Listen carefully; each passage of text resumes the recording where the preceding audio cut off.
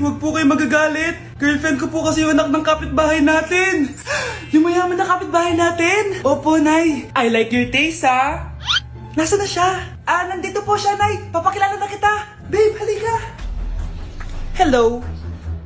Ikaw pala yung girlfriend ng anak ko. Anong pangalan mo? Ako si Kendall, ang pinakamayaman at pinakamaganda dito sa barangay nyo. I like your confidence. By the way, kumain ka na ba, Iha? Hindi pa. May masarap ba kayong pagkain dito? Oo naman, masarap ako magluto.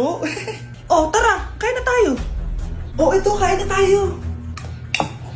Sarap. Yuck! Disgusting! Ang pangit ng lasa! Lasang... Grabe ka naman! Nagsisisi akong pumunta pa ako dito! Babe, magpapaliwanag ako please! Ang papangit nyo! Tita! Basta